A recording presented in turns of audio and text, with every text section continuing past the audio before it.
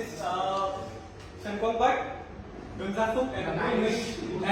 gonna talk about Mukesh Ambani, the richest man in Asia. Okay. And so this is him. You can see Mukesh Ambani is one of the most successful businessmen in the world. He is the chairman and the managing director of Reliance Industry Limited, a multinational conglomerate and headquartered in Mumbai, India. About his wealth and net worth is estimated as 94.7 billion at the end of 2023, and he's past 100 billion by 2024. And he's in the top 10 of the world's most richest person.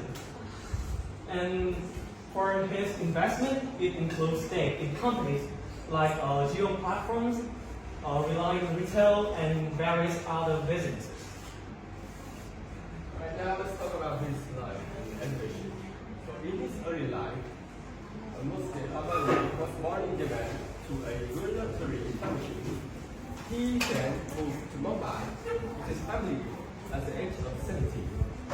Then, he went to chemical engineering education to complete his bachelor. He completed his bachelor of chemical engineering at the Institute of Chemical Technology in Mumbai. Having went to chemical engineering education, he then went to Stanford University and pursued a master's degree in chemical engineering in the US. After that, he then returned to Reliance Industry in India in 1981. And this is the rise of prominence in Reliance industry. So, talking about Reliance industry, it was founded by his father, Mukesh Ambani, was a small textile manufacturer at the time.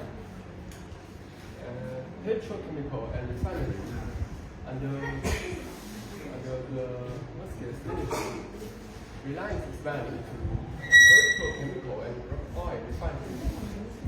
The company became one of the world's largest integrated petrochemical and refinery companies. Finally, global expansion. Reliance Industry expanded its operations globally, investing in businesses in energy, telecom, retail, and technology. This expansion helped to establish Reliance as a global brand. So, Mukesh Ambani's leadership management style includes the visionary leader. So, he has guided Reliance Industries through remarkable growth and diversification. So, he brought his family's company from a textile company to a multinational company. Next is strategic planning.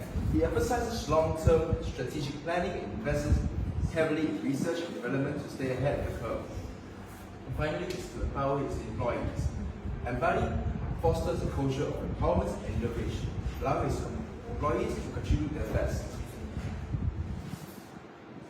So, one of the fields that this company has diversified into is telecom and retail.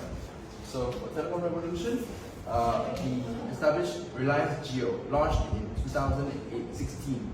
Brought about a telecom revolution in India, offering affordable data and voice services. So Jio is similar to Vietnam's Viettel or VNPT. Next is retail expansion.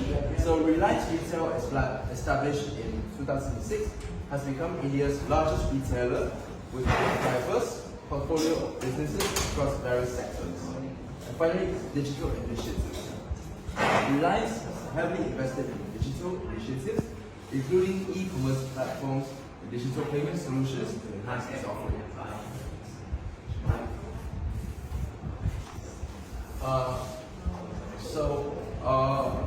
aside from his massive wealth, Ambani also liked to give back to the community.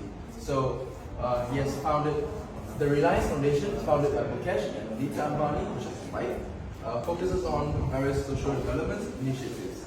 It works to improve the quality of life for underprivileged communities in both India and all over the world. Next is education and healthcare. The foundation also supports education and healthcare initiatives, providing access to quality education and healthcare to those in need. It also contributes to disaster relief efforts and promotes sustainable practices to create a positive impact on society. For future outlook and challenges. First is growth in digital technologies. Reliance is expected to continue its focus on digital technologies such as artificial intelligence, cloud computing, and e-commerce. Competition in the telecom industry. The Reliance Giant, which we mentioned before, face stiff competition from other telecoms giants like Bharti, Airtel, and Vodafone Idea. Sustainability and environmental responsibility. Reliance is committed to environmental sustainability and has set ambitious targets to reducing its carbon footprint.